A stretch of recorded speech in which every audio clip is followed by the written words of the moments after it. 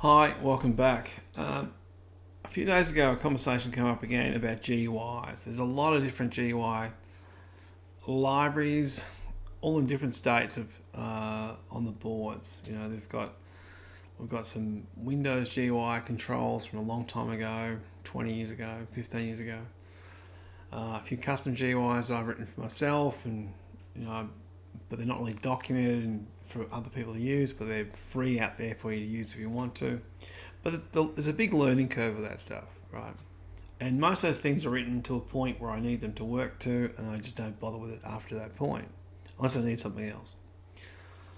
Which got me thinking about, I've seen some other GUIs written in Blitz, for example, and there's other ones written in other similar products to PB that might be more mature. And one I was thinking of was a thing called XLnt. So I've already grabbed that code and pulled it into PlayBASIC. Now it's written in BlitzBASIC. This is the project. This won't compile and run, of course.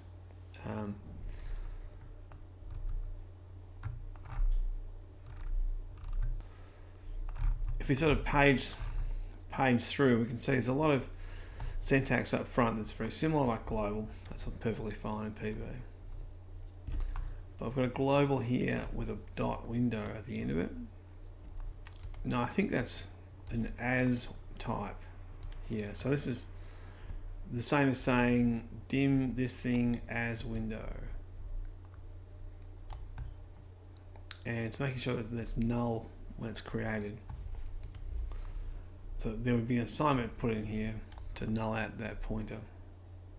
I'm assuming it's a pointer. There's a bunch of little caveats with Blitz that are different. Most of the inner basic isms are basically the same. You know, you've got like a left string and a right string to do string operations, a mid string. You know, all that kind of traditional stuff that you would find in basics of yesteryear. You know, but other things are different. I'll get to some of those in a moment. Another one of these declarations here, we've got dim, and this is the same as that. So it's a typed array. A standard global array there. Some setup code, etc. I think we're just filling this array full of new objects. I don't know how any of this code works, by the way. Most GUIs have a similar, well, graphical GUIs in general work, and it's not that much leeway for the pattern you can build them in. You kind of have a bunch of parental structures. You've got like something that represents the screen, which I often call it a window, and then windows have their own display properties, and then that window can have descendants or children that you might call gadgets in my world, and so on. So that's pretty much the same as what this works, and every one I've ever written works the same way. But you can see some differences here in the code. I've got a field operator here, which we don't have in PlayBASIC, so that'll have to be removed. But most of the declarations there are all the same. We've got a string to represent. This is a string variable, so you don't have to have as string. These have no hash, so they're integer variables. Have integer, so this could be an array, perhaps. There's probably some code in this that looks at these things here and makes a choice between image 1 and image 0 and image 1. I wouldn't know. Let's page forward a bit further. You'll see some real differences in how this. Okay, so here we've got a function. Upon first inspection, it looks much the same. Our function is hard pressed against the first character of the line, which is what PB wants. Our function name is following it, which is good. We've got this secondary part here, which is another. I suspect this is how they declare the return type, and it is to. So this is done pretty much so when the code is pre-processed in what I would call phase 1 in the compiler. We can run through here, we find this function declaration, we go, okay, cool. What's the name of the function? Got that one. Then we need to know two different things. We need to know what's the pattern of inputs coming in, what types they are, how many inputs there are, etc. And the other one we need to know is what's coming out of this function. So if all of this is on one line, that's beneficial in the phrasing aspect. In PB, it's actually a bit of a pain because we have to go down to the exit function, so the end function, and get the data type that's coming out of the function, if anything. So it builds those declarations in two stages. We have the first part doing the input parameters. Then when we find the closing statement, we go, okay, that's the return type. Then the actual data is filled in during pass 2. So this is more C-like. You can build a prototype in one line. Those people who know Visual Basic, for example, would be more comfortable with something like, yeah, I'll just indent that, provide a comment. You know, function, what is it, GUI window, X, won't write them all out, but X, Y, width, height, that will stand for. And then you have as window is the return type. That kind of pattern. So the name of the function, the input parameters coming in, and what's coming out of it when it returns. For those VB, those good old VB people out there. The main thing I think is different with the syntax of Blitz is that you've got, when we have types, we've got a declaration here. This is going dimension win as window equals new window. So you can do it on one line in this version, which is, yeah, that's cool. How we ID or pick the field we want to refer to as, they're using a slash character. Because here they've used the period character or the dot character to, so when it sees this identifier after it goes, okay, we're doing a declaration. And this means you can't really use it for both. I guess you could, yeah, because this field would be, you would know this is actually a type name. So you probably could do that, but yeah, I can see why it's done like that. It makes no difference. I mean, who cares really? But it does mean your syntax is a little bit less, isn't it? Because in PB world, we'd be doing this. We're going win as window. That makes the declaration. But to instantiate this thing, or create it, I should say, we need to go new window. We don't have syntax support for having that all on one line. I mean, in theory, we could have done something like this. We could have just gone,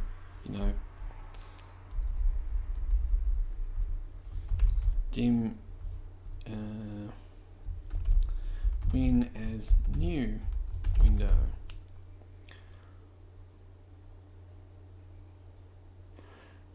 The idea of that would be that this would act as a two-stage process. So we've got the declaration that can be fished out of this syntax, and at runtime we're also telling it, hey, when you hit this line, create this window at this time. Anyway, let's page through. So pretty much they've got this,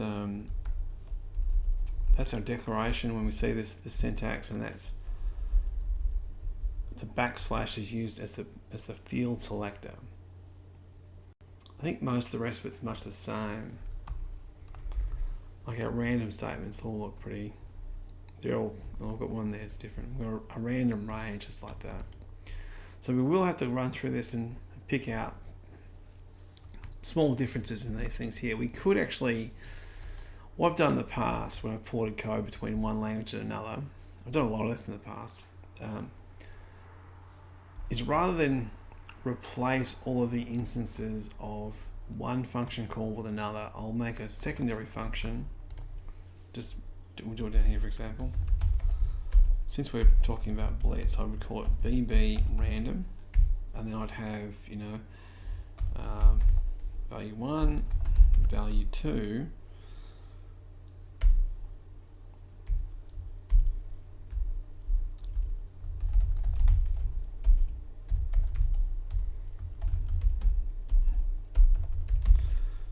you know, something like that. So we might have some logic inside there, and then we go through and we just do a replacement of random up front, and we just substitute the BB random in front of it. So then if this particular function does something slightly different than the target language, we can actually wrap that logic, those changes inside here, and every time that call is made, we're protecting its behavior, or we're emulating its behavior. Just return that to where it was. So we might wrap some of these functions, that's what I'm saying, then go back and update them later. If we can get it to work at all. I don't really know yet. I think most of it looks like it's, you know, our logic's all basically the same. You know, they're both basic, so the difference is here with end function, for example, it's 2 words. We don't support that. Probably should support it, but we don't. It's a bit weird actually. Blitz has a single word moniker, like for everything. So all your command names are 1 word, unlike BlitzBASIC, for example, which has multi. You have, where a command name can be separated by spaces. I think both have their ups and downs, their positives and negatives. You know, so we kind of went for single word stuff rather than multi-word for variables and function names, because it kind of fits more in with C, I guess. But they've done the same thing, but they've let this one here as well. There's probably a few other ones. In type was up there as well. I mean, it's not a big deal. I mean, I don't care. So we could do some pre-cleanup and just run through and do a replacement with just common ones we see like that. Just end function, for example, end type, replace those. That would help the preprocessor get through the first phase of this, and then worry about the second phase.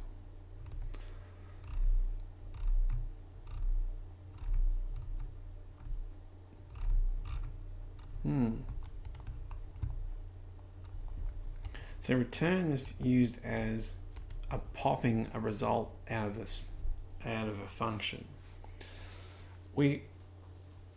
Does Blitz support Gosums? I don't think it does. No, I know it's got a go to, but it may not. Yeah, it may not support Gosum.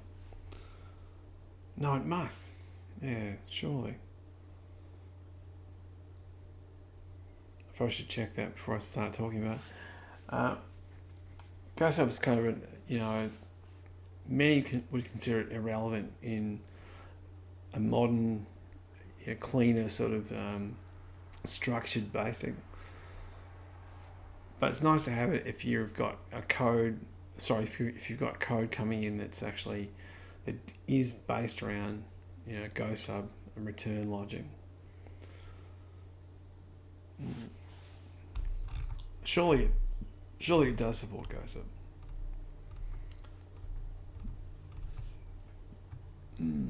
Okay.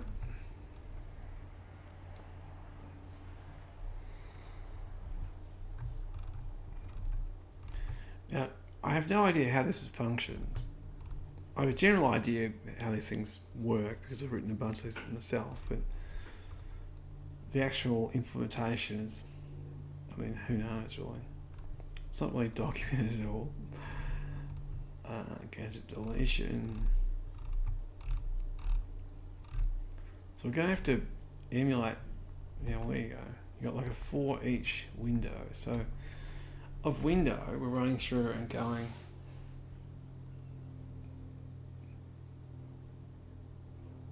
Oh, there you go. Okay. So we're just running through that loop, the list of all the window controls, and then just dumping out the ones that have been created. I would have thought that when you free a window, it would free the gadgets attached to that window. So when you kill the parent, it actually kills off the children. Maybe it does, maybe it doesn't. Getting rid of our fonts, getting rid of our images. Where's the rendering stuff? A lot of this is just plain logic, really. No big deal. Right, text. Draw some text set up here. I don't know what fonts this thing uses, so we might get some weird stuff out of this. GUI shadow. We've got to read pixel fast, ending it with something, doing exclusive OR over this. Right, the back buffer. Now that's actually obsolete. We wouldn't. I could port that, but we could just do a rectangle render at these coordinates, which do the same thing as this. Back buffer.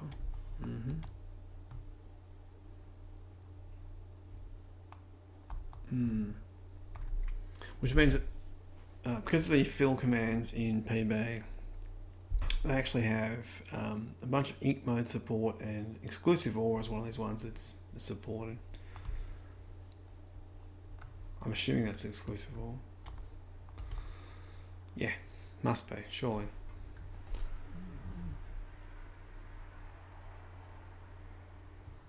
Who knows?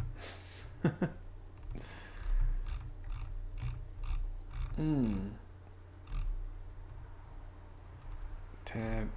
It's a pretty big library. We haven't even touched it. We're 1700.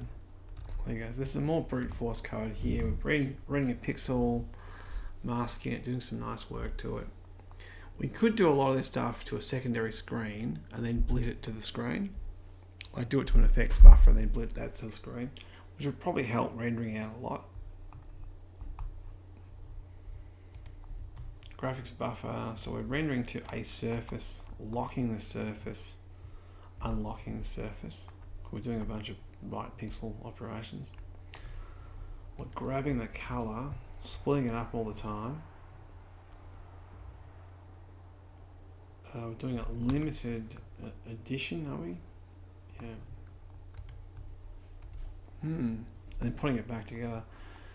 We have ink commands that do this exact thing.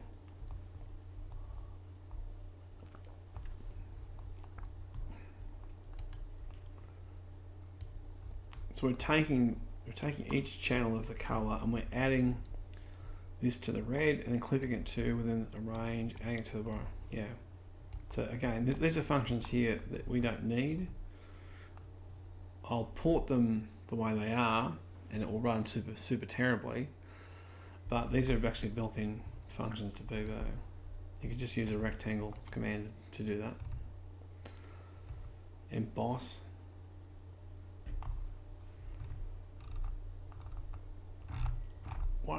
One approach I like with GUI is actually, in some libraries now, in general, is that you do like a current surface or current target kind of approach. So rather than referring to things back through the parent all the time or the object, you could kind of set the current output object and then just call a set of draw commands, or to output to the current surface, much the same way as what we do with an image or the screen in PB. You don't have to tell it to keep. I want to draw text to the screen. Thanks. I want to draw a line to the screen. So you don't have to. So you don't have to refer to the parent all the time. I mean, here's the same concept. We're changing the surface, and all future rendering now is occurring on whatever surface we're rendering to. I mean, here's a better example. We've got a rectangle command. I'm assuming that's a filled rectangle. Color, yeah, okay. So we're changing the color here. Do we need the color change? I don't know. Are we preserving the color? Probably not. 0. This would be drawing the style. It's one of the things that it's often a problem with GUIs, like not this. Generally, when I've written GUIs in the past, they're always the styling's built into the code. It's probably best to have that sort of separated from the code if you can, so it can be themed, you know. I guess similar to like what style sheets do now in web pages. So the rendering engine renders this thing based on the style that's attached to it, you know. Wow, it's a big project, and I think this is actually portable. I don't know what state it would be at the end of this. It might run terribly, or yeah, it just might run terribly. I think it should run pretty well actually, as long as we update some of those things to make sure that they're PB versions of what's being done, and not just allow it to do things pixel by pixel, like the text rendering back there, for example. So the question is, how do we start? Well, that's a good question. I think what we'll do is we'll paste the initial code across into an empty project. We'll get that code to work, and then we'll cut and paste the functions through as we convert them.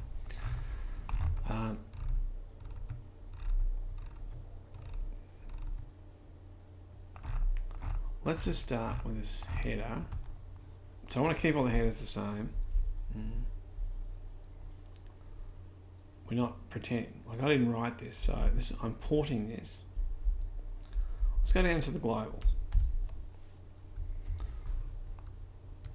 Now I've got a secondary project here I've already opened up, so it's empty. We'll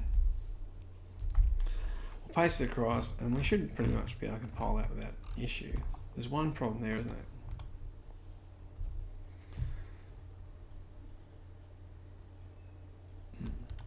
As we expected. So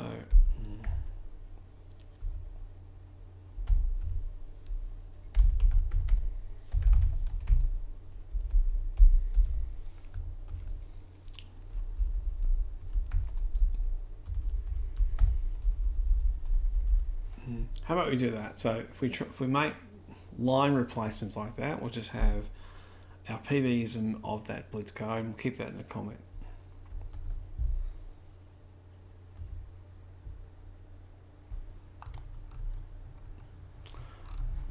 We've uncovered the next problem. We don't have a window declaration. We also don't have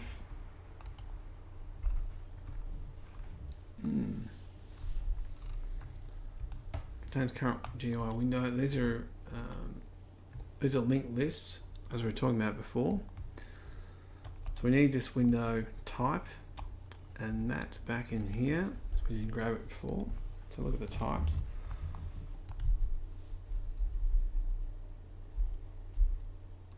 Some more declarations, data types. Got a lot of them. That's good.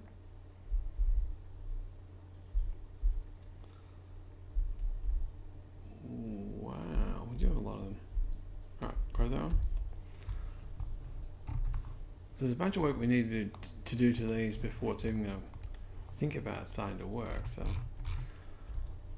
I can see a problem with this straight away, is that because PB is top down and types are picked up during stage 2, it will, even if I convert this line up here, where are we? Something that's more PB friendly, this line here for example, you won't know what window is. And just to demonstrate that, actually it'll probably stop somewhere else. No, it's good. So this is the original line, and I'll convert that across to something that's more PB friendly. Dim GUI here as window. This won't work either. It'll stop on the next line. Actually, it should stop here, yeah. Because window is not declared. Type window is not defined, and that's because the declaration for the type is way before its use you've got this chicken and egg scenario. So PB likes to have things declared up front and then used. Whereas some things you can get away with like that. You can put your functions at the bottom of the program and then use them at the top. So they're being used before they're being declared. That only works because the compiler is to pass. And obviously in Blitz, what they must do, they must pick up the types before they do during pass 1, so they can resolve that stuff in pass 2. Yeah, sorry, confused. It's kind of irrelevant really, but we will have to change this part of the code, unfortunately. Let's grab it, cut this up, paste up here. And we'll just put this up at the top here. The other issue is obviously we've got these declarations that are a different style. Quick save. In type is not going to fly, so we'll do a replacement of that one. In the past, I've actually written programs that do a bunch of this search replace things for me. But I figured today we just do this live. So we want to go end type and just remove the space from it. End type, replace all, thanks. Do it all. Can chug through this actually. If you have really large documents, it likes to chug through it. So another quick save. Now it won't like field. That's definitely not going to work. I've got some keyword clashes in here. These may work. The IDE is picking up the val hash as that's actually a PB function. But here it's declared inside a field, sorry, a type structure. I think we just do field and we grab, let's do this, like this pattern here. Grab that. I just want to, hopefully they're all indented and spaced the same. So do another quick search replace. Right, I'll keep the tab, I'll get rid of the space in the field. Replace all, thanks. All. It'll churn away.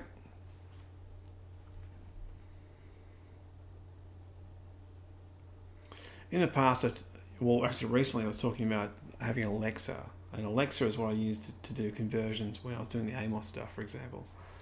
You convert the text into this tokenized format, and you run through and you can ID the patterns of these tokens you want to update and replace and rewrite, and that's how that application worked. Quick save. We've got a lot of fields on that line, haven't we?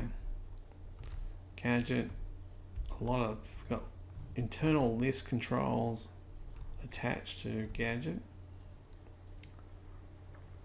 We've got a link, a slider, a text box. These are all Gadget slider. I don't know what is what, to be honest. We've got a ham HTML. I don't know where that was declared. So we've got a lot of work to do and just to get the declarations to phrase. That doesn't mean that will work, but we'll get something that's the PB is happy to make, happy to understand.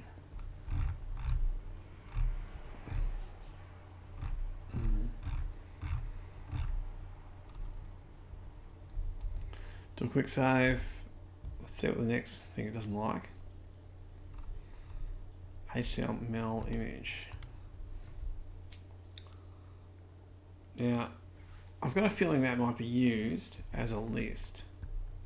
So I'm going to have some sort of concept here or approach about how we use lists that are within link, the link within lists.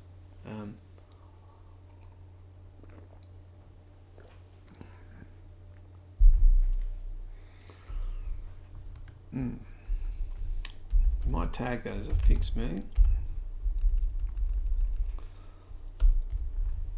And that will work. It'll let us get through that, but what's happening here is it's embedding this structure and calling it under the subname pretty much of here. So HTML image would have to be declared before this for that to even phrase. HTML link. So, sorry, we need that at the top.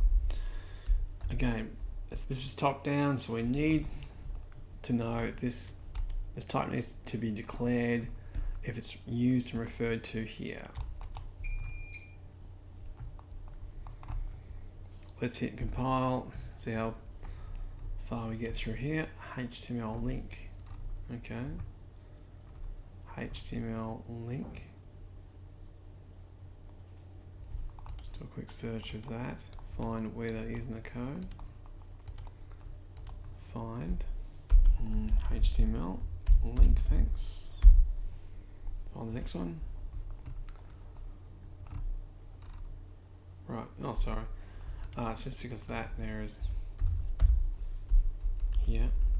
I do want to add a fix me at the end of that line because I'm not confident that that's going to work the same. If they're treating CL link as a linked list, we'll need to use a pointer of these things rather than that. But we'll come to that bridge if we ever get to it.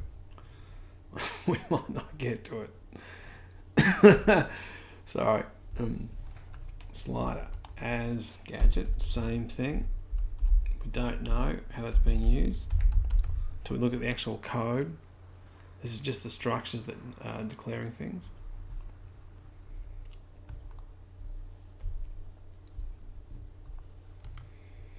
We don't know where gadget is because gadget's not declared as yet anyway. Window at the bottom, gadget. We've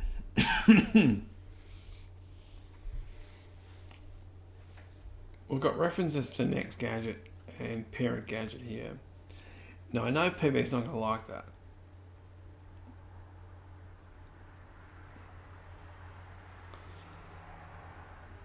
Okay, so we've got a chain of, I think what he's doing is he's having, this is the parent window of the gadget. So we always know what the heritage of something is.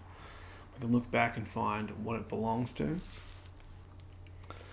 And when we have a list of these things here, we're doing insertions of gadgets on like controls, adding them to the window. So if we have a window, we can have like a text box, you know, a text box or an image or a slider or a button or something like that. They need to be ordered. Otherwise, you've got to build the thing in the order that you want, which is not always convenient.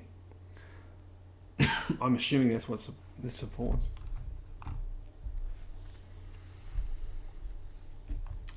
We might do a bit of a sub there. Share this for something else. Excuse me. So I'll go type gadget. Here. And gadget here can actually be of type.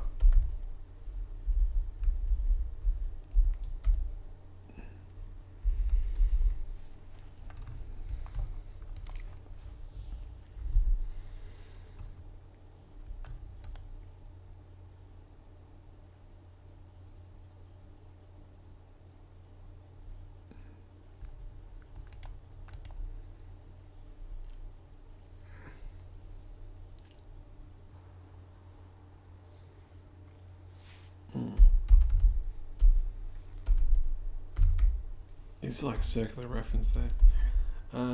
These are definitely links, and what we're adding there is not a link. So we might have to have like a pointer here. So when we allocate something, we allocate the structure, we get a pointer of that structure in memory, and then rather than having a typed array full of these things, it might be actually this. That's where we might be holding these things actually. So we can look at them inside the debugger when we're running it. But we might just, when we use the library, or when we implement the code, we might actually have these as pointers. So this might be gadget pointer.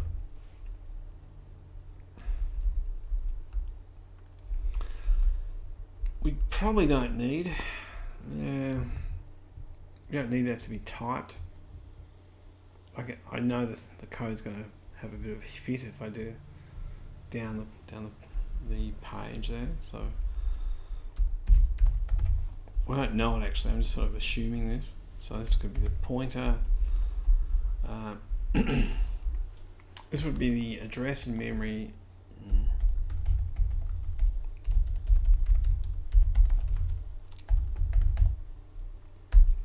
They can also have something like this. This is the index of gadget within.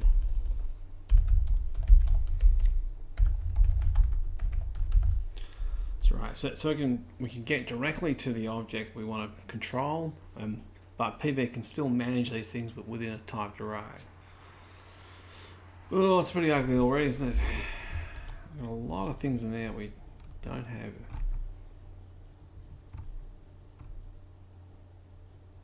Link, GUI link type. I don't know what any of this stuff does. I'm just guessing all the way through. Let's just go as.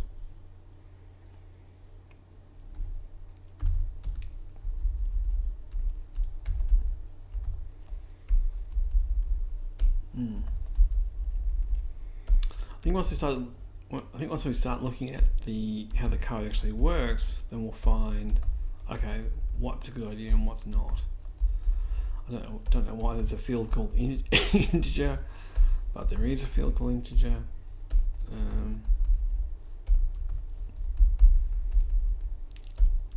A float list, which is another PB keyword. I have a bunch of collisions in this stuff here to deal with up front. HTML as gadget. No, slider as gadget. I'm assuming that's for slider. I think this is as pointer.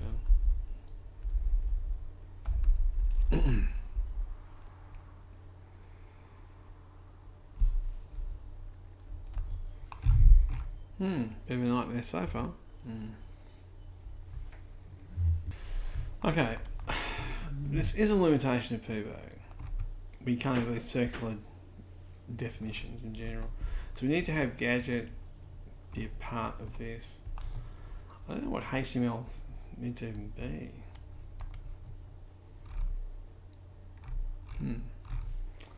Let's find gadget again. It's down the bottom here somewhere. And drag that up to the top. We could just drag it to the bottom, I guess.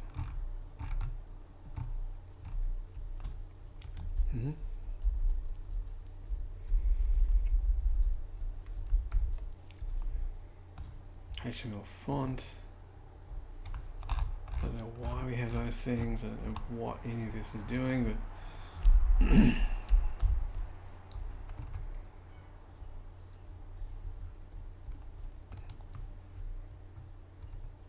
italic, you mean C-link, fix me.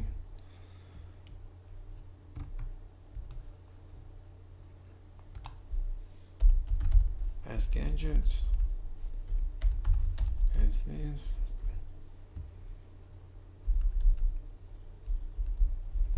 Wait, why no gadget? Because gadget doesn't exist.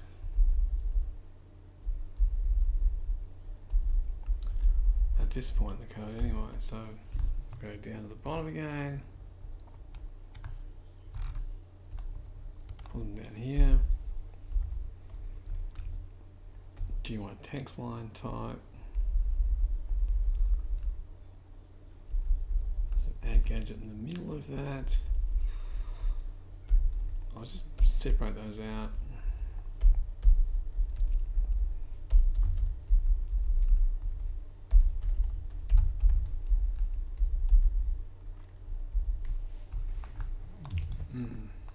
This is looking for dot add gadget.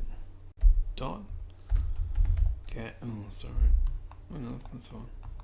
Here, we'll just replace them with as gadget. We'll accept the consequences that this is going to be majorly broken.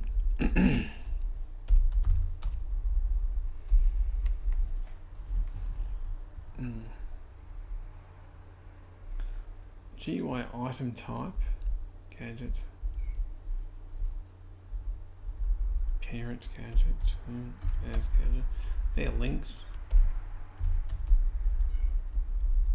Link type. Next GUI link. Okay.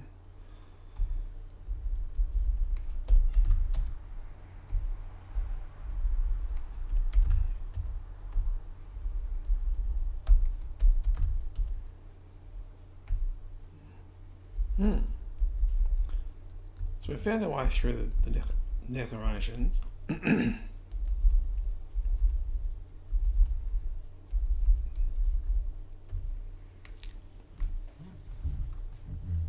Yeah, it doesn't know what gadget is because it's not declared. It's declared before this. So if I just move gadget up to here,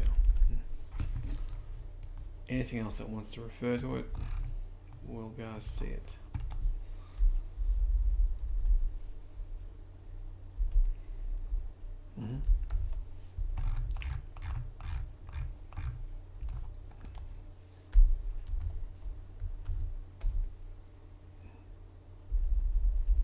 Type window.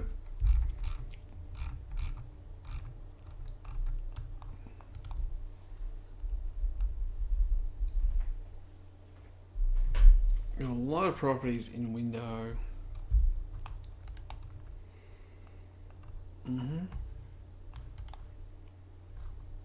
I think we're lucky there. We've got a bunch of a circular reference there too. Window is referring to gadget and gadget's referring to window. So we need to have a parent, like a commonality between the two. So window and gadget, they can all be in the one structure and they're different types. So we can inherit everything from each other.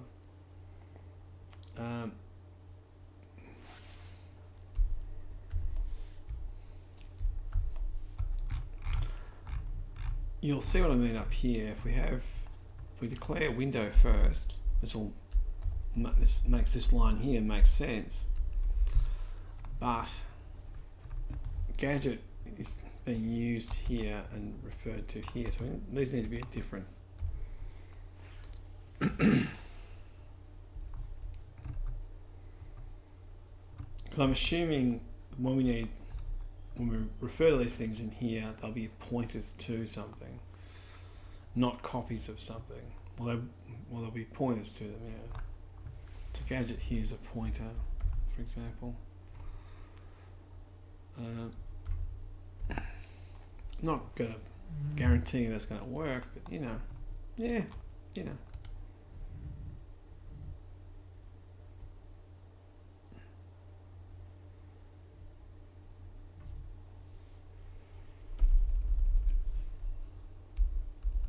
Oh, sorry.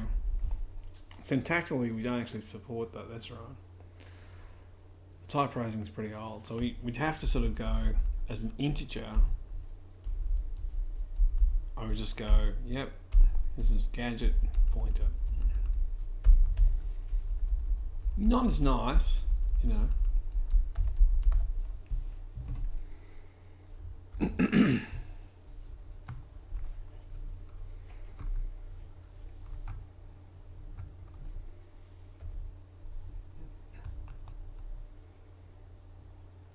Link, GUI, link type. Let's find that one. Probably can't find that because we have GL link. GUI link. Link type, is it? Is it list type or link? What do we got?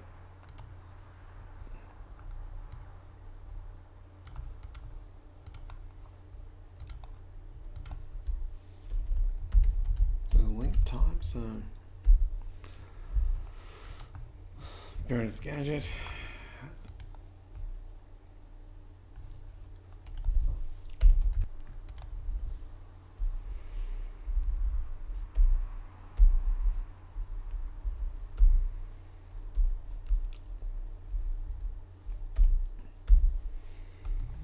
It'd be nice to know how these things were used, what the purpose of this stuff was, but I have no idea. Like, it might be more apparent. Let's look at the code. It may not need all of these types as well. Some of the stuff that's being stored might be unnecessary.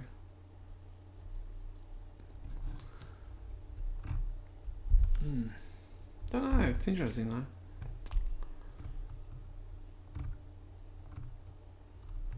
I mean, it's definitely a problem with types in PB. Because they're created during pass 2, they have to be declared in this top-down fashion. So you've got to be very careful about the kind of structures you create, and you can't have references to things that, like self-references, for example, or reference future declarations, because it has no idea what these things are. It can't patch them in.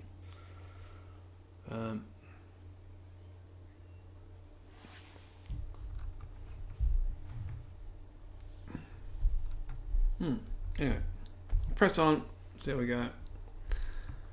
As link type. I didn't move it, did I? No, I didn't. No, he didn't.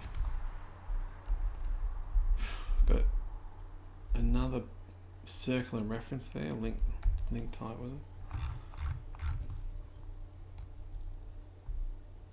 So link type is in Gadget, and Gadget is referring back to this. We cannot do that.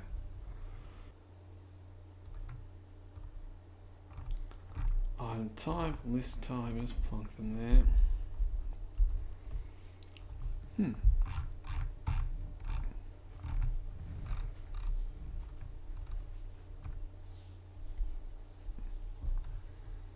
So I think we might just implement those as raw pointers. We've got slider type, list box type. I don't know why these are separate. Obviously, for each gadget will have its own structure, but they could have been inherited from each other. So you could have just had a base that has the base properties, and then for different classes of when you've got a slider or a text box or whatever it's going to be, yeah, you could just have them inherited one after the other. So maybe that might be a better way of structuring this. But that means actually rewriting how it works. I wasn't that keen on doing that in the first place. I think in the short term what we'll do is we'll stick with our little, we'll call these things as a pointer.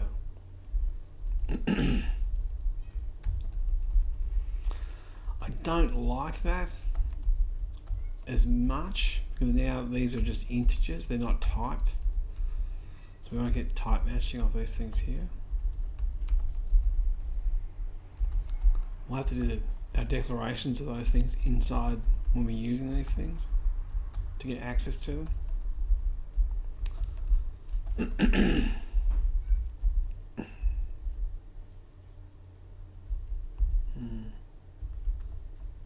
Oh, sorry.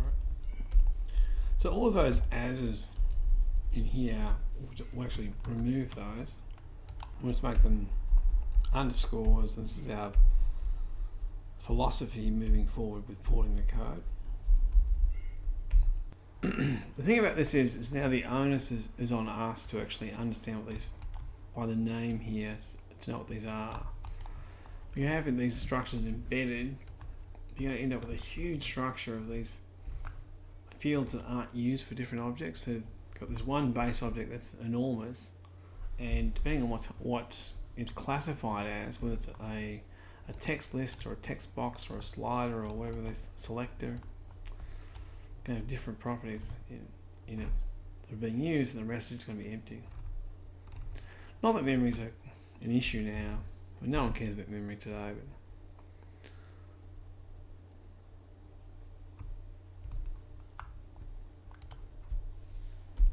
text box type, just go with pointer. I can send myself with that later.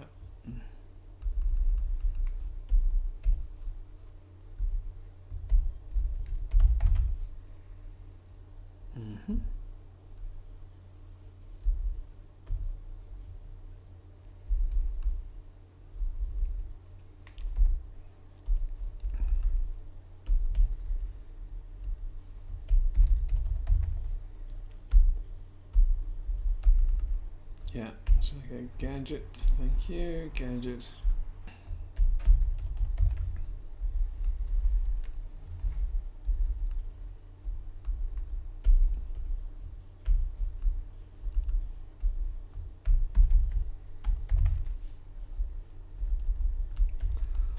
It's a shame I don't know the inner workings of this particular library. Like, what I mean is that if you knew more about how it actually worked internally, you could make decisions that better reflect it when you're porting it. Underscore gadget.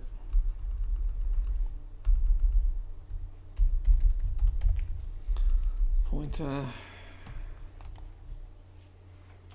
I would probably use these as type.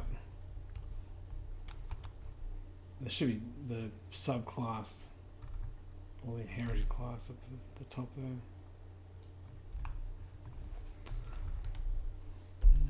Do that anyway.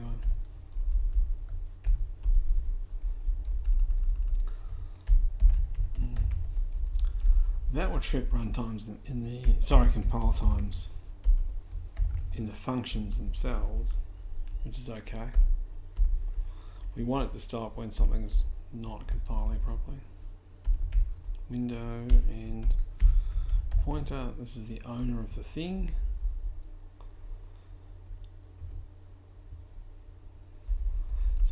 Some things seem to have an ownership and other things don't seem to have them. So they must be used in different ways.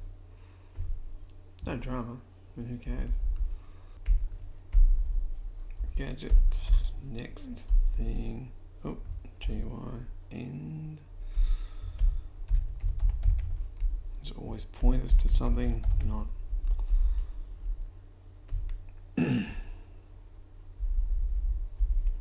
Right, we've made our way through all of the ugly type declaration code, and we're going to have to make some conscious decisions about how these things are implemented.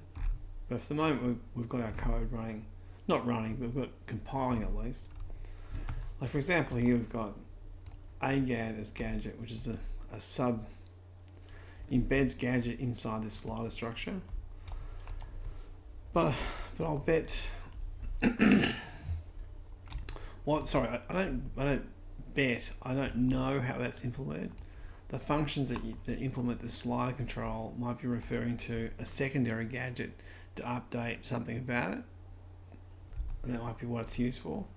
If that's the case, we'll need a pointer to that gadget, not a secondary copy of it. That kind of stuff. So we need to look at the code, what the code is doing, and then discern how we should move forward with it. But at the moment, we've got it, roughly phrasing anyway.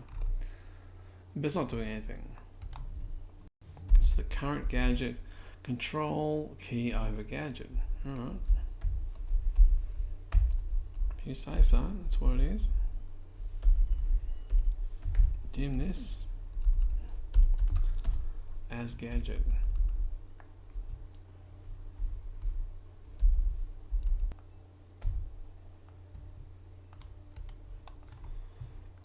Same stuff, just declarationing stuff. Here, go here. Dim.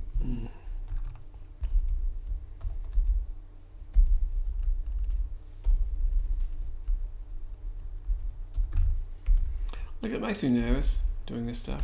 You sort of wonder. Perhaps I should have looked at the code before I was jumping in and doing this. Excuse the cars driving past. Get rid of the null on the end there. Doesn't need it. Doesn't need that.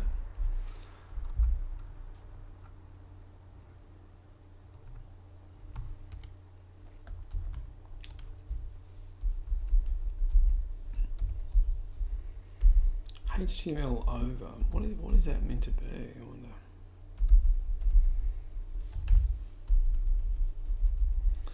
wonder. Array dimensions are global in PBASIC. It's something that catches people out occasionally, and you can have same keyword can be used in different scopes, so you can get caught that way. I know in Blitz that's not the case. Once you've used the keyword, it's owned by, or owned in that scope at least, anyway.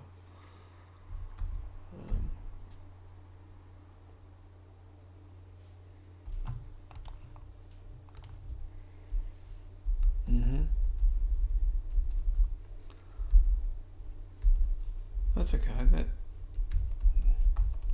These are closer to what we are expecting. GUI max.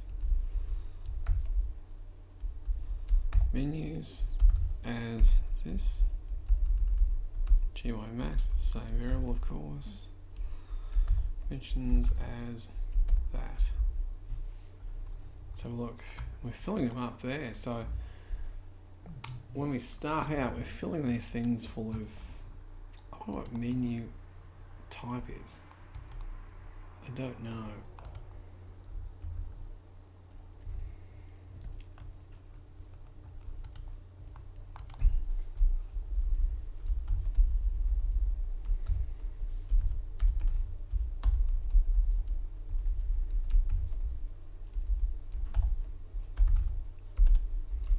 As font, go through there.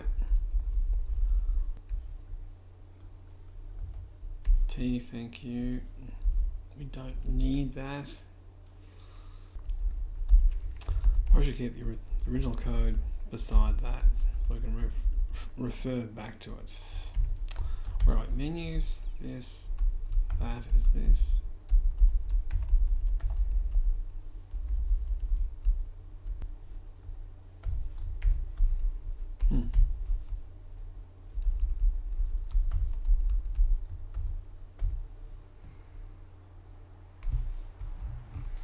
Wow.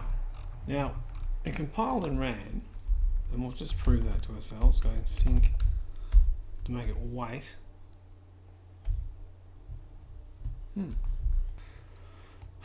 Does it mean much that compiled and ran? Well, not really, no. It just means that we've got a bunch of declarations and a bunch of variables that have created, but we don't really have anything for this stuff to do. So looking at our menus typed array, for example, I've got a bunch of these pointers in it.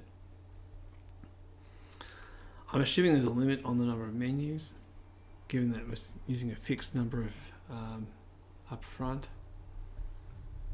I don't know, actually. I honestly don't know.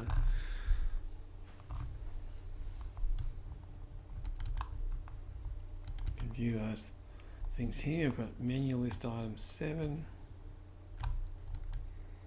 Right, we've got our declarations compiling, but it doesn't mean much. Doesn't mean much at all, in fact.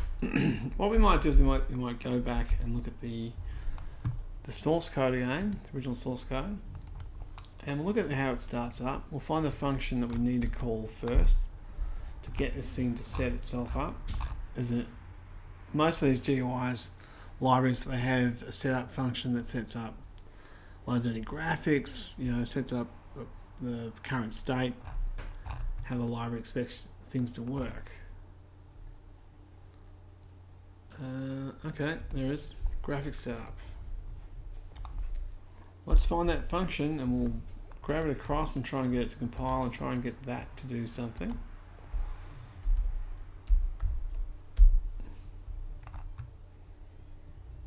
Okay, sort of setup call in there.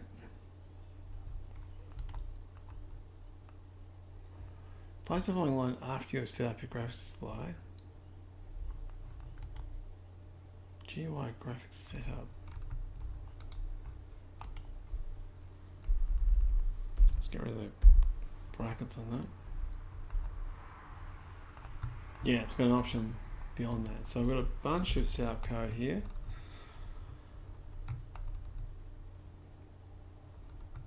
Wow, we do have a bunch of setup code. Not too bad though, is it? I don't know. I have no idea what any of this does. Not a clue. We'll grab the setup function. Got a bunch of graphics in this as well.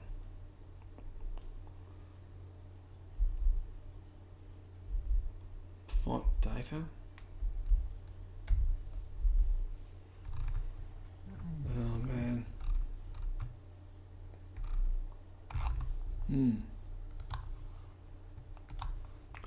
Fortune favors the brave. Let's have a look. We might ditch the data for a moment. So We'll do a general replace on end function. It's like 2 of them as far as I can see anyway, so that will solve that problem. End function, thank you. End function. That should help the preprocessor get through phase 1.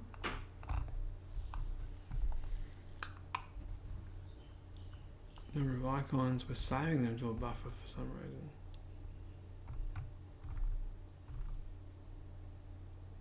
No idea.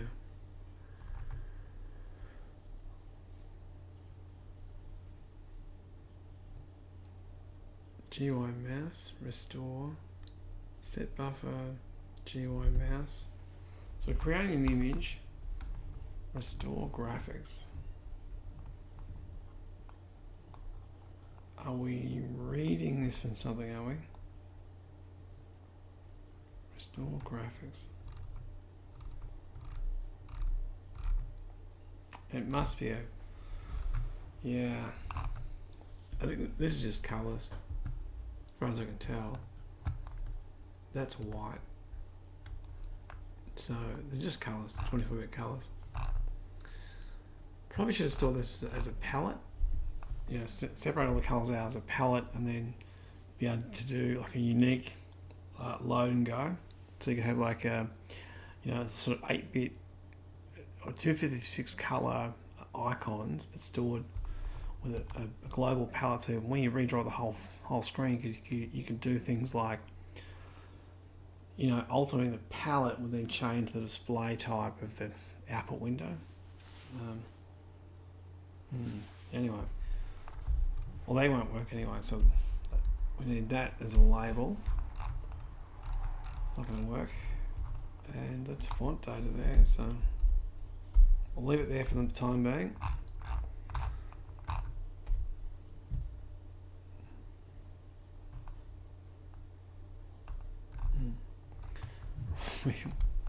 We got one line into it. Of course, we're going to have some set back buffer. So we draw into the back buffer of the thing, screen width and screen height.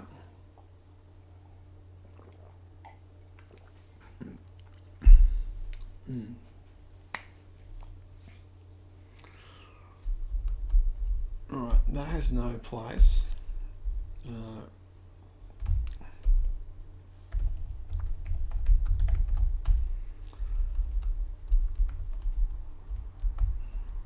In PB, you're always drawing to the back buffer. So when you draw to screen, you draw into the back buffer of the double buffered screen or the triple buffered screen. You don't know what kind of screen you have. That's out of the control of you. It actually comes down to how it's implemented on the system you're running on. Some cards have support for 2 buffers, some don't. You know, it's implemented different ways. It's annoying. These days, it's probably always done the same way. So I doubt you would even need support for that. So we'll go get screen width. Here is a good. You can make an argument for doing this. You know, since graphics height is probably going to come up a bunch of times, we can make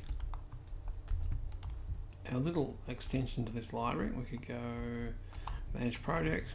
We'll add a new thing, and we'll call this, just call it Blitz Wrapper.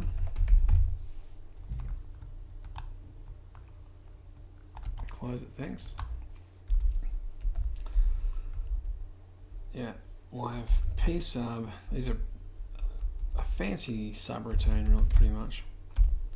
This is the result we want to spit out.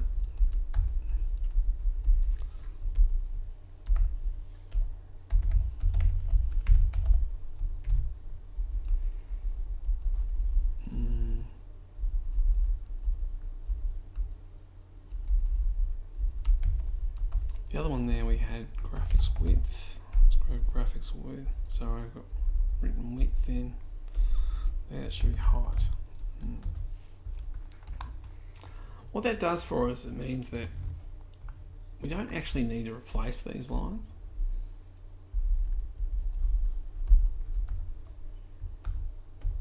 We could allow that to fray as it gets through.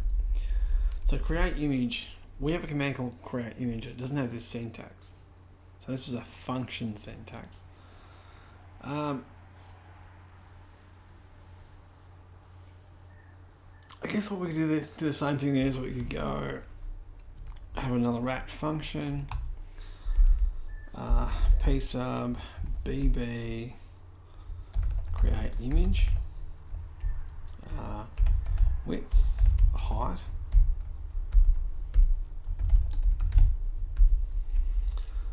This would allow us to do a secondary thing where we could actually tell our library or to work with a certain kind of created surface rather than always just a video surface.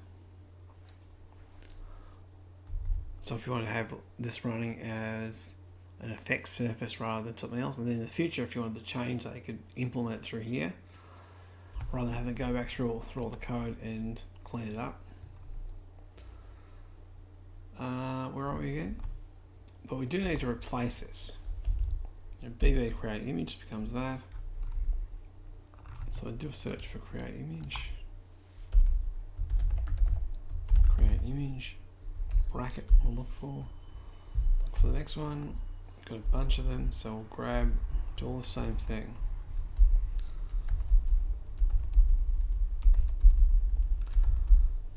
It's the lowest amount of maintenance you could possibly get away with.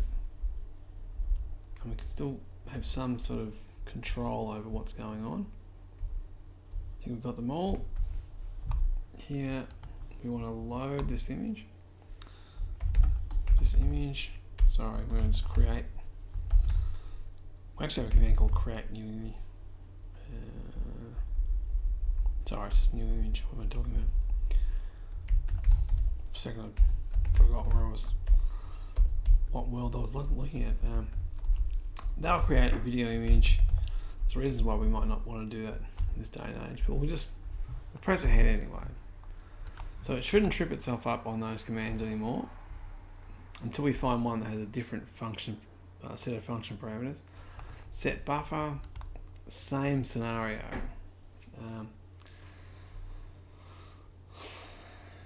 Image buffer, these are really unrelated, aren't they? We might need to check what this is doing. What are we drawing? This is the GUI mouse apparently.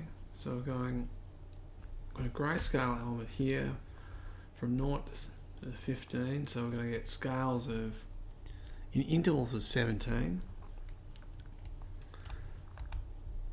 From up here, we're drawing like a grayscale background.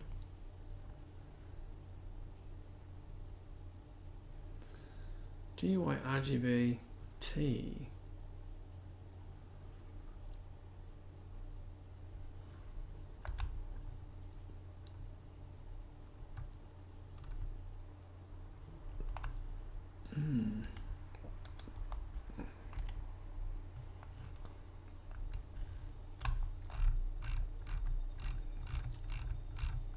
Just wondering where that GUI mouse is coming into it actually.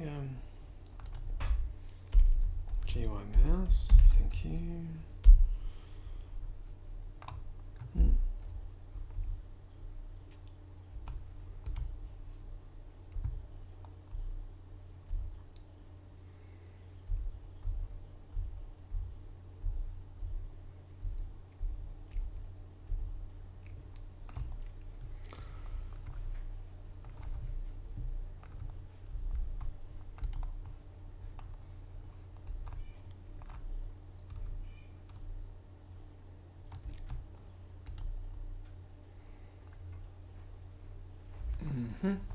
Right, so we've made this image here.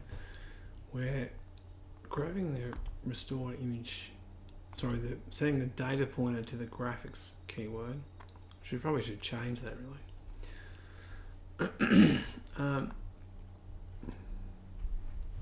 And then we're setting the current buffer, we're changing rendering to this output buffer, locking the surface, which makes sense, drawing some pixels to it.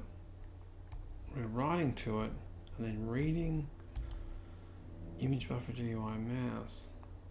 So we're writing to the buffer this, masking off the top bits. Why are we writing it and reading it back? I don't know. I genuinely don't have a clue what that's meant to do. Because the image already exists. So here it's deleting that if it does exist. Okay.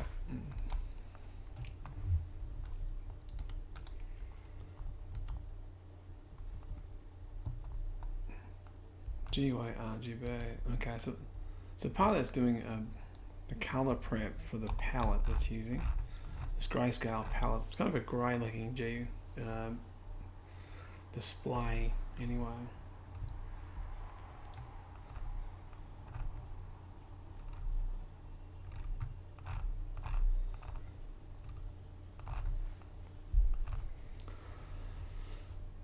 Wow, grab image 00. Got a bunch of those. Mask image. I don't know what mask image does. I have no idea.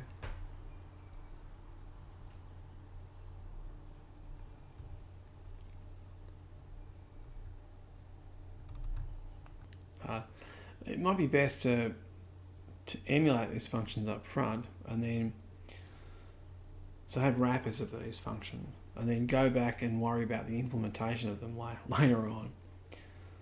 So we can have a function over here, set buffer. That's not a PB keyword. We can use the actual set buffer thing over here. Set buffer. Have a parameter just called this buffer at the moment, so we won't really know what that's meant to be doing. Then not worry about what it actually does, but grab image, which I'm assuming it does. I think grab image is grabbing from the current surface at this location. I'm assuming that. I actually don't know. I don't have a clue what it's meant to do, to be honest. But we'll just put a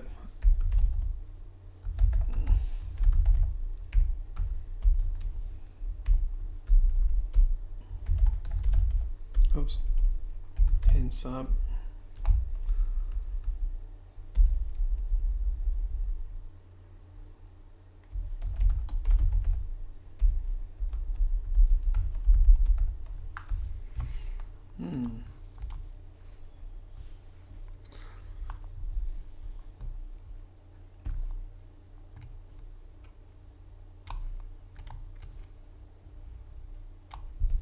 Might have to search those things down. P sub.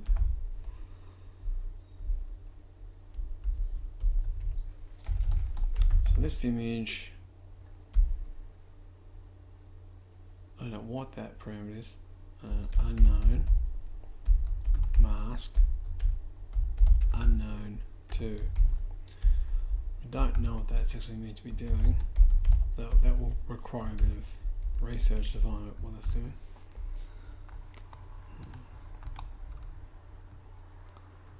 So setback buffer, they won't work because there's no such emulated function to do that. Sorry, this there is, yeah.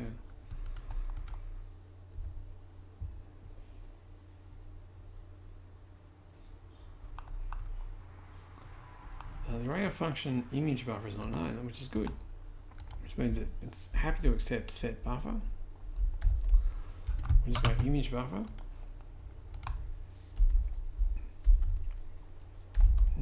Sorry. Here, this image and p sub. Let's call it result for the time being.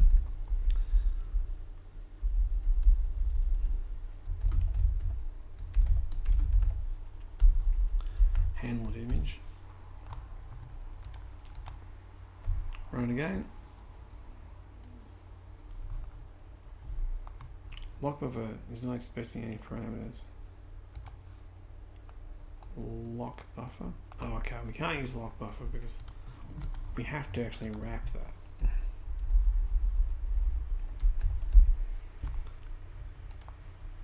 So we need like a wrapped piece of BB lock buffer. This surface, we'll call it, tend to call those things end PB, and then we go back to here. Use our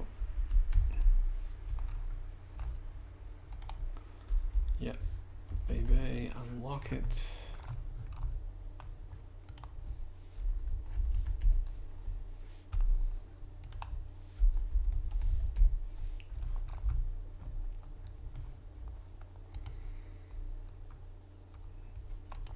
We're kind of getting through it. No, it's not making any sense because it won't make any sense until we do something useful with it. Syntax error. I'm going to shift left. Okay.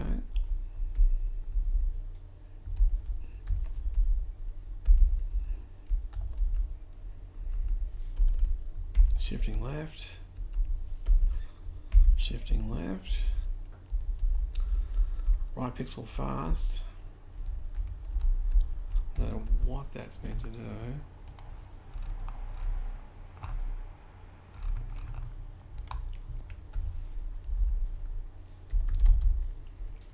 Peace out, right pixel fast, thank you. And this.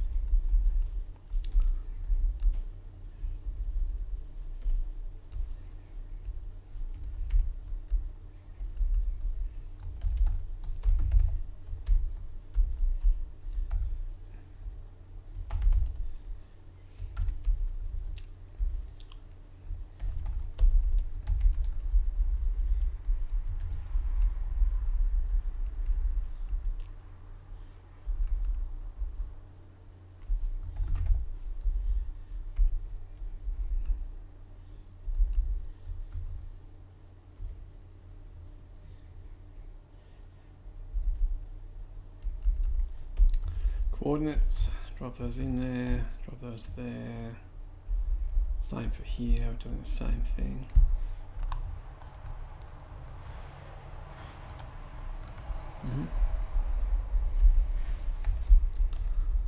Right, read pixel fast.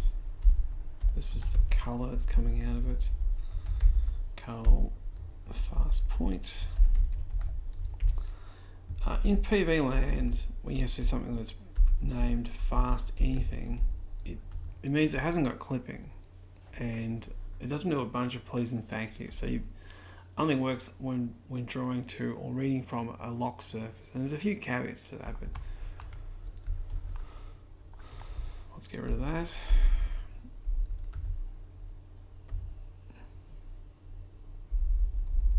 Yeah, getting through it. Shifting it right, so it's moving that way. What are we up to? We've got this, we'll replace the shift there. We could do a replacement of shift with these around it. That would probably work pretty well for us.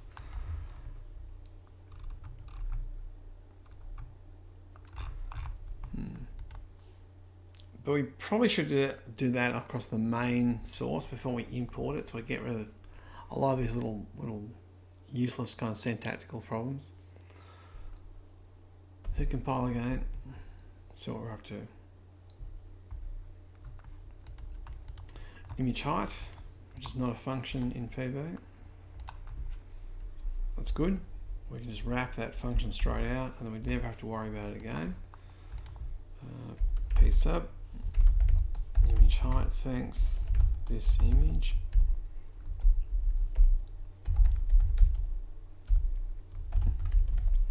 There's a lot of conversation about this stuff when we first were building PlayBASIC. Get image height. We're just assuming the image being passed in exists. If it doesn't, we'll get a runtime error and things won't go the way we like.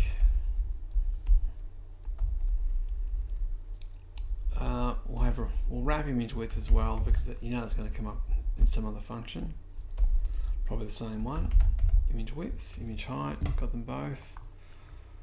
Back here, we've got image height being used there, image width being used there, our buffer controls, mask image, I mean, who knows what they do. Read. Now we don't have a traditional read data command. It's actually implemented in PB as a function. So this col equals read data.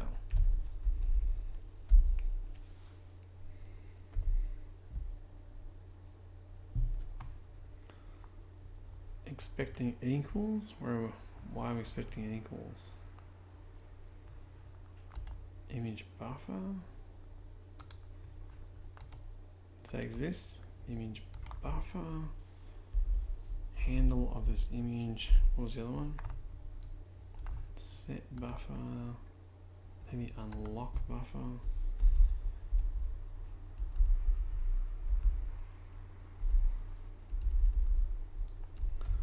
Do we have one of those there? I thought we did have one. The surface, unlock that. No, sorry, it's lock. Probably don't have it unlock. Unlock, do we? Was I paying attention? Right, so free is, I'm assuming free is delete. Soon find out, won't we? Right, mask image, we'll have like a delete in here, free image.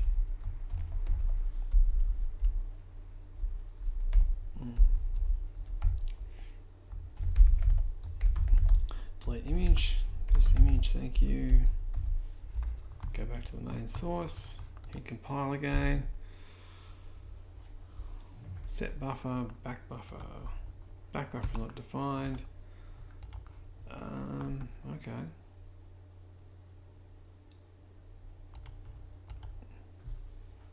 Set buffer, back buffer. That's rendering to the screen in our terms. So if we just assume that set buffer, wherever that was, I have a version of that, do I? Set buffer, this buffer, yeah. If this buffer is equal to 0, render to screen. You can just do it through the render to image, actually. It supports that as well. Depends on what version of PB you're using. Render to image, and then here. So I guess we could, when back buffer is called, we can have this being a special token here, like -1 or something like that.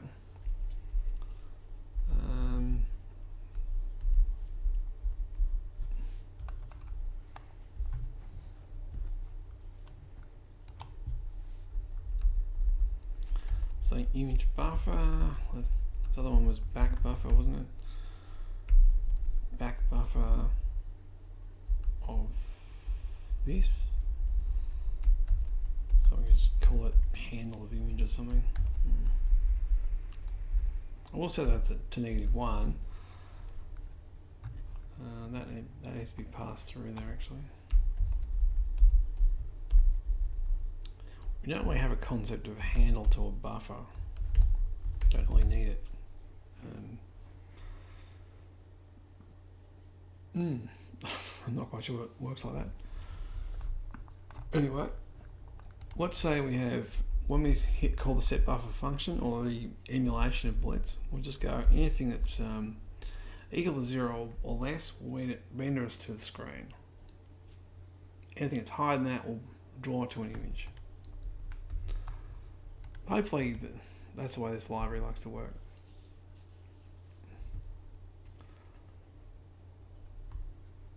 Create image, thank you. Expecting 2 parameters, there you go. So we're going to have optional parameters for that. I don't know what that third parameter actually is. Unknown for now, unknown. I'm going to just set it to 0. It's probably a type actually, I reckon.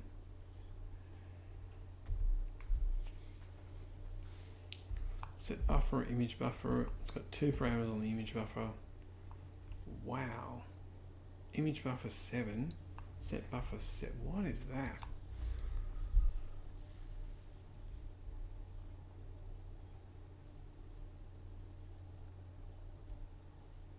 Oh, it's a frame. Okay, so you have like an icon frame. That's a weird one. That might take it. So I think that's frame. This unknown here is going to be frame. We might need to emulate images in something that approximates the way Blitz likes to work. So I can actually store, if we have an image, we can have a frame associated with that as well. Yeah, so we might have an image 45 or something like that, and then by default it's only got 1 frame, but we might have clusters of these things as maybe it's viewports or copied across. It depends on what it allows you to do. I have no idea.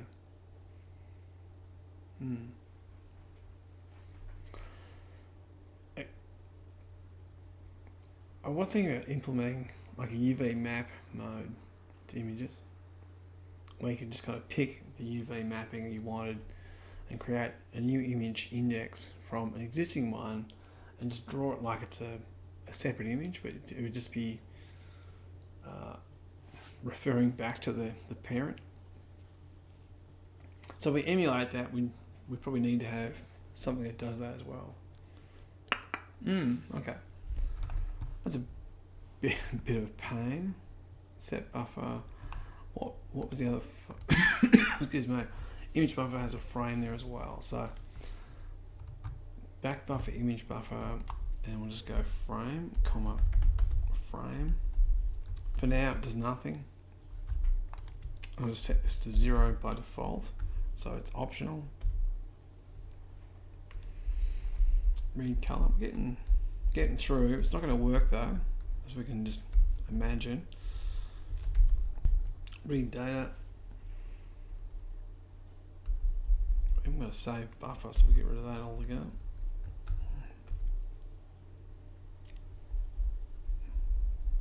Oh, missed a character. Load font. Wow. Okay, Arial. Bold. Load GUI with bold font. So the default font height is forced. And once we get to there, we're actually starting to call creating the default window. So this is actually the last of the setup code.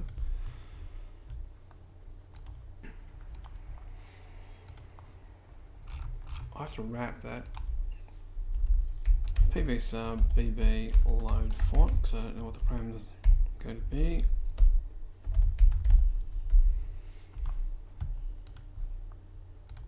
So this will just be bb load font and then whatever this is.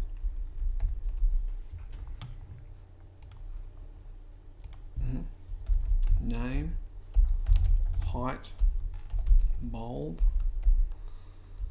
And then in here we'll do something with, load new font.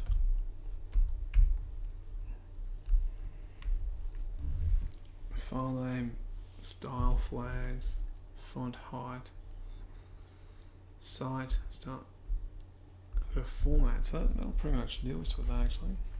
This font, this font.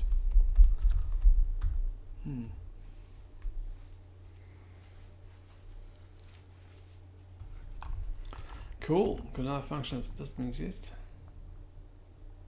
Expecting equals, we can't read, sorry, it might be an array. Is an array too. Yeah. This is a palette. Read data. Next block. And we actually get to a point where we've set up the it's basic styling that it likes to use. We've loaded our font. We've created some images from the whatever these are. I have no idea what that day is going to be. Alright, that kind of gets us to a point where we're about to start calling GUI functions to do things. We might leave it there for the moment, even though we're not building. That's a pretty long episode.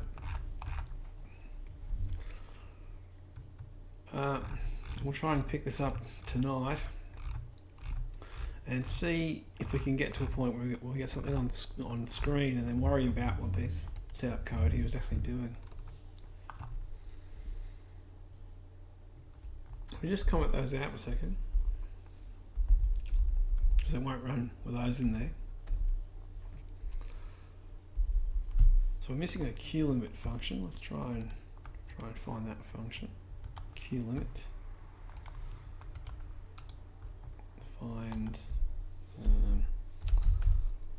function QLimit.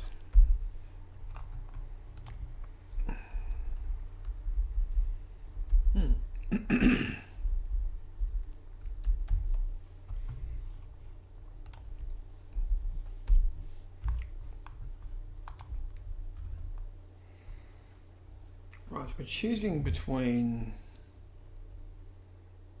if A is lower than B, we'll return B. Otherwise, if A is bigger than C, return C. Okay. I don't know why you want to do that, but fair enough. Whatever.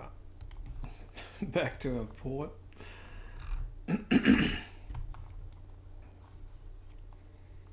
Now, this is not a blitz function, this is just a function that's in the GUI, so we'll just drop this at the bottom. And we will have to change this. We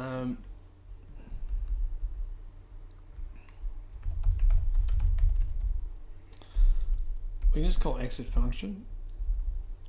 With PB, return is used with Gosum coupling. So if you want to exit from a function, you got to call the exit function here. There are actually functions that do this in it. I think we can tell it to choose between a value and return. It's kind of a built-in function, but that only works for two numbers. Let's just go with this. Here we need a prototype at the end of the function, so it knows that this function returns a result. This is actually a variable, and I probably should just redeclare this as A. So A is used as an input variable, and it's also the one that's been output by default, but it will never get there. All the pathways lead to an exit.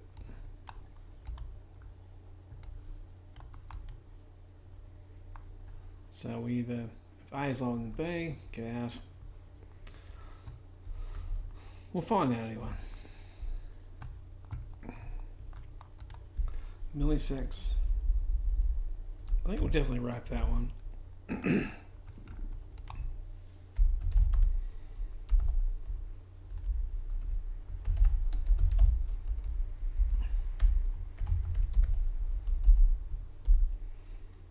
That's just timer and PV. Timer. Go again. While end. There you go. A wind statement. We have end while. A bit more verbose. Probably ugly to some people, but that's just what we have. And it compiled. And potentially ran, but we don't really know what that was doing.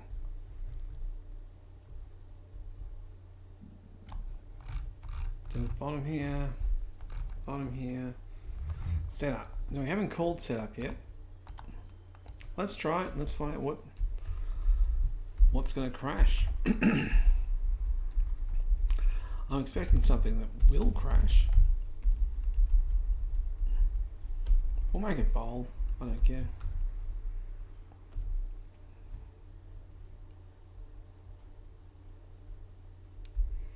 Yeah, it wasn't loving that.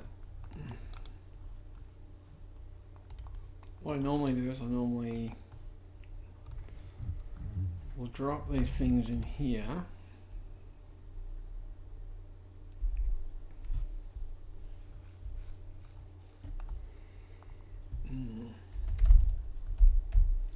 Just to work out, are we running or are we dying?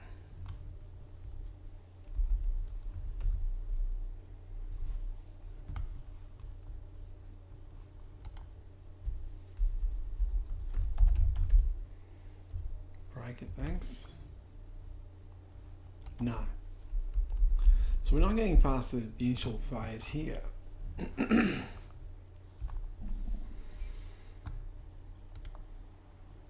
Locking the buffer, I think initially what we might do is we might just make sure these are .c's and point. And the reason for that is that so I've got a very simple emulation of what's going on, and they have clipping, etc. So if things are not kosher, it's going to keep running regardless.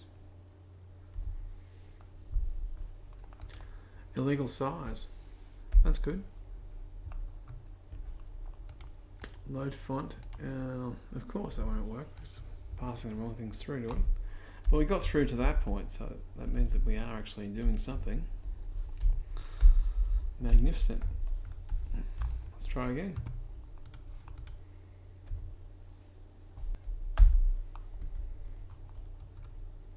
That ran, didn't die. But we didn't see anything on screen, did we? So that's a bit of a bummer. A bit of a bummer there. Run debug mode, console. It's waiting for a key. It's quite good. Thank you very much. Just go print hello world, just to verify that. Yep, we're functioning. We've got one font in use. We don't have any images in use. Let's hit stop. Go to the console. Quick way to check what's happening inside everything. Alright, so we've got images being created. They're in memory. That's 10 by 9, 7 by whatever.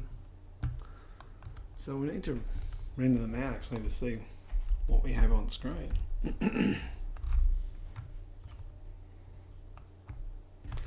These won't work because they're I don't know what grab image is meant to do, so they'll just be blank, won't they?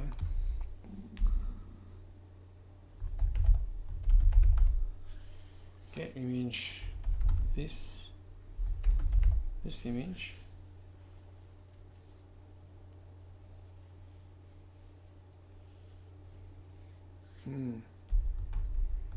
I think that's meant to. I think that's going to be existing. So we'll just go width. Get image width. Thanks.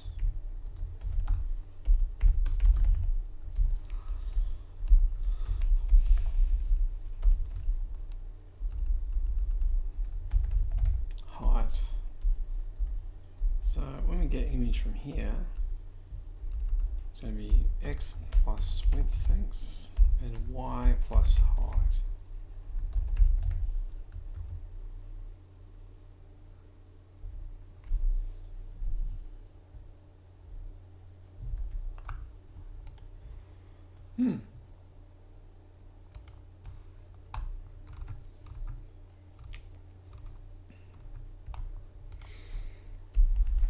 Yeah. 4i equals 1 to 10, let's say. Since we're using new image and the image table in PB starts from 1, goes up. If you call new image, you'll get index 1 for image 1, so on. So I'll just go get image status. Check if it exists. If it does, we'll get a width. image width. This thing we're going to draw, we'll draw it to the screen, draw image wherever we are, and xpos at 300 down the screen, false, and then we'll go xpos plus equals width to draw a row of these things across. Xpos equals 100, let's say. So we should be able to see what these things are drawing. They're all black. And to reassure ourselves of that, I'll clean the back buffer to 255. Run it again. So we should see some, yeah. We're getting one image there, aren't we? It's not exactly what I was hoping for.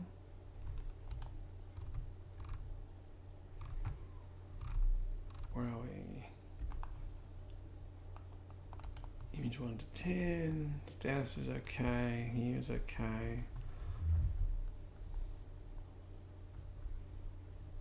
Oh, it's an obvious problem. Save it again. Yeah, good.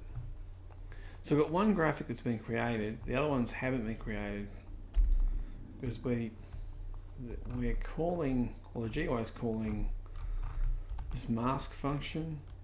We've got a grab function there, pointer, resize, hand. You know, I don't know what they do. So mask could be doing anything. Nonetheless, that'll do. Up front, this could take quite a while to port this across or get it to work at all. So I hope you're up for a long series, or at least a few sessions. And if we can't get it to work, we can't get it to work. I mean, that's okay. It's fair enough. Hopefully we can. Thanks for listening, and I'll see you next time. Bye.